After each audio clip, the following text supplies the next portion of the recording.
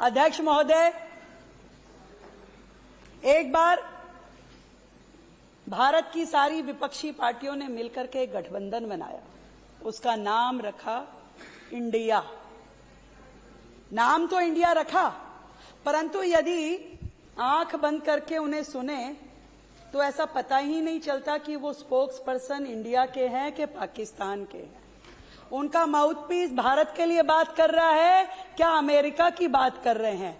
ऐसे जितने लोग हैं, जब संसद में चर्चा हुई तो जोर जोर से चिल्लाए, ऑपरेशन सिंदूर पे बहुत सारे प्रश्न उठाए।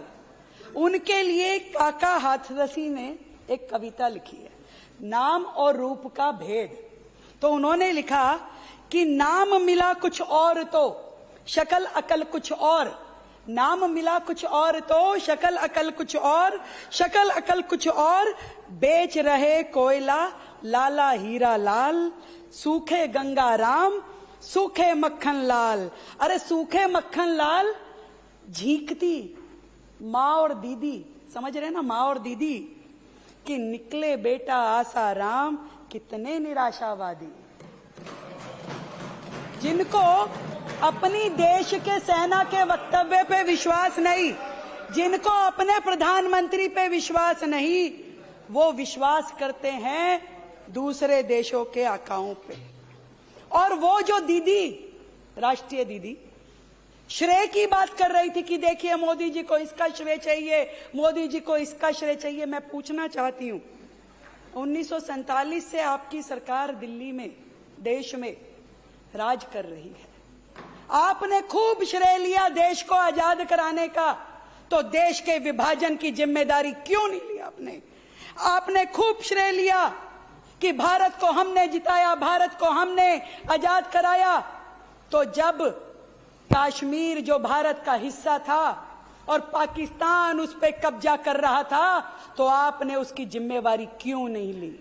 ये आप लोग थे, कांग्रेस की सरकार थी, जिसके कारण से भारत के कश्मीर पे पाकिस्तान ने कब्जा किया और तत्कालिक प्रधानमंत्री उनके अपने नाना यूएन के पास दौड़ दौड़ के मध्यस्थता करा रहे थे और पूरा का पूरा कश्मीर का वो हिस्सा, 13,000 किलोमीटर का वो हिस्सा पाकिस्तान को दे दिया। तब जिम्मेवारी उन्होंने क्यों नहीं ली?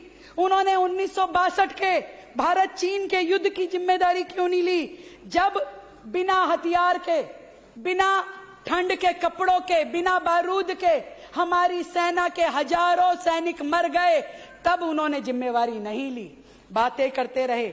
मैं पूछना चाहती हूं, 1965 में जब भारत और पाक का युद्ध हुआ, तब क्यों ये सरकार दबाव में आई थी? जीती हुई जमीनें वापस कर दी, समझौते कर लिए गए, मध्यस्थता करवाई यूएन और यूएस की, तब किस दबाव में थी?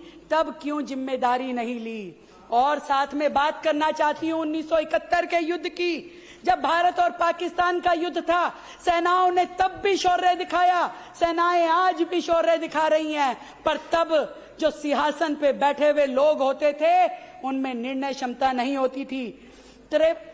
93,000 बंदी पाकिस्तान के सैनिकों को बना लिया गया और बिना शर्त के छोड़ दिया गया।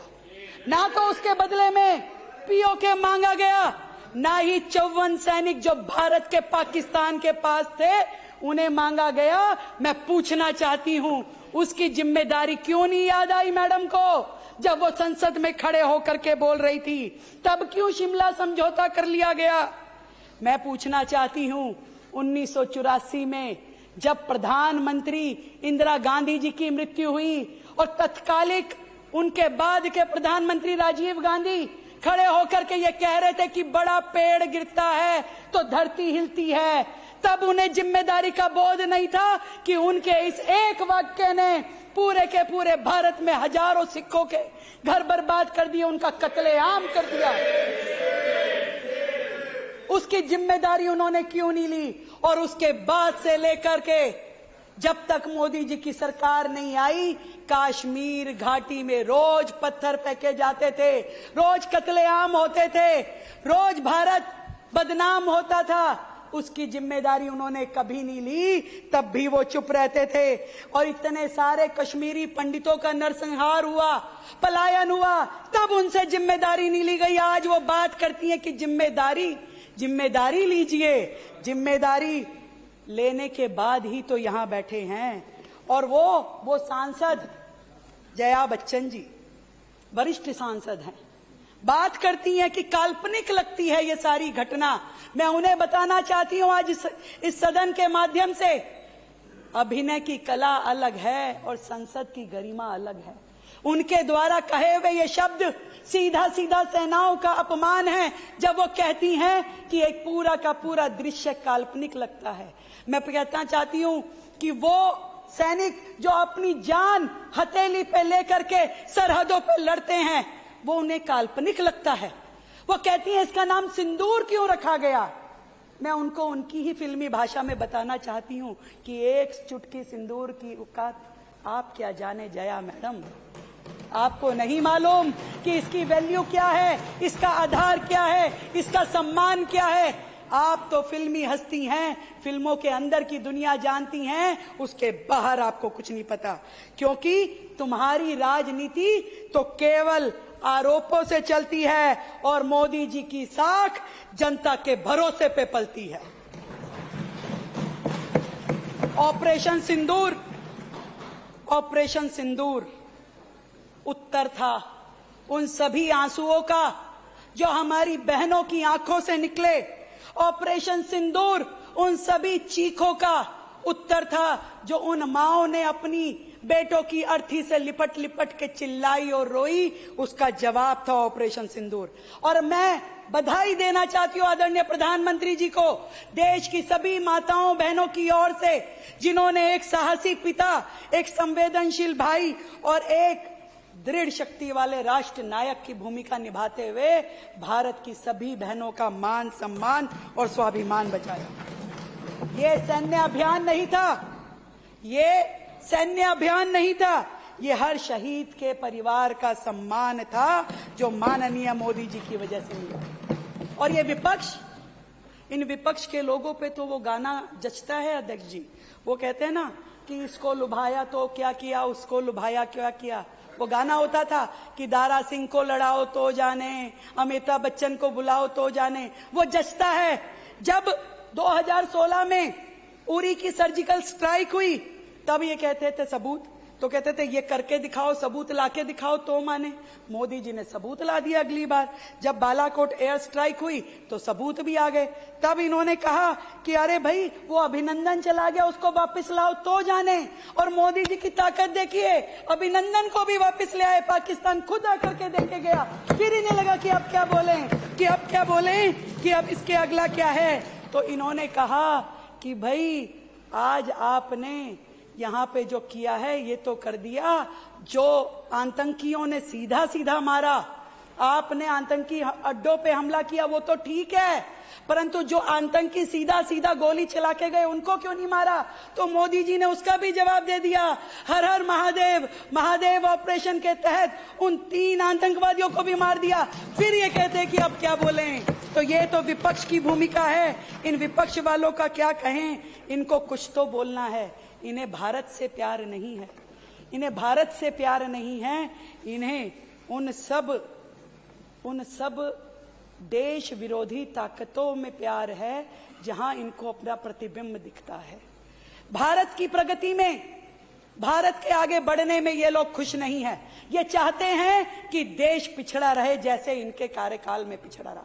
2014 के बाद जिस तरीके से मोदी जी के नेतृत्व में भारत आगे बढ़ा है, जिस तरीके से हमारी शक्तियां, सैन्य शक्तियां पुरजोर होकर के, बिल्कुल मुस्त होकर के आगे बढ़ी हैं। हर दिवाली पे प्रधानमंत्री जी सेनाओं के साथ जाकर के दिवाली का बड़ा त्योहार मनाते हैं। आप लोगों के जैसे नहीं अपने घरों में बैठ के गिफ्ट बटोरते हैं। प्रधानमंत्री और सेनाओं का दिल का रिश्ता है। आज देश की सरहदों पे लाखों माओं के बेटे खड़े होकर के देश की सरहदों की रक्षा करते हैं, उसका सम्मान होना जरूरी है। और जो लोग फिर भी सरकार के सामने प्रश्न रखते हैं, उनके बारे में मैं ये कहना चाहती हूं कि तूफानों ने जब भी देश को डराया, तूफानों ने जब भी देश को डराया, मोदी एक उम्मीद बनकर के सामने आया। आंधियां चली थी चिराग बुझने को, पर वो खड़ा रहा उजाला बढ़ाने को। ना रुका ना झुका, ना रुका ना झुका, ना थमा किसी हाल में, लड़ता रहा देश के हर एक सवाल में, हर एक सवाल में। वो कोई नेता नहीं, हौसलों की पहचान है। वो कोई नेता नहीं, हौसलों की पहचान है, जो हर अंधेरे में रोशनी का अरमान है, रोशनी का अरमान है। मिट्टी की खुशबू से जिसने रिश्ता निभाया है, मिट्टी की खुशबू से जिसने रिश्ता निभाया है, उस दीपक का नाम मोदी कहलाता है। बहुत बहुत धन्यवाद। मैं देश की सेनाओं को और देश के प्रधानमंत्री मोदी जी को बहुत बहुत धन्यवाद करती हूं, ऑपरेशन सिंदूर के लिए भी और ऑपरेशन महादेव के लिए भी। बोल, आज सावन का आखिरी सोमवार है, मेरे साथ मिल करके जयकारा लगेंगे, हर हर महादेव, हर हर महादेव। अब श्रीमती रेखा गुप्ता, माननीय मुख्यमंत्री, अपने विभाग से संबंधित कार्यसूची के बिंदु क्रमांक 3 के उप बिंदु 1 में दर्शाए गए दस्तावेज की प्रतियां सदन पटल पर प्रस्तुत करेंगी। माननीय अध्यक्ष जी, मैं कार्यसूची के बिंदु क्रमांक 3 के उप बिंदु 1 में दर्शाए गए दस्तावेजों की प्रतियां सदन के पटल पर प्रस्तुत करती हूं।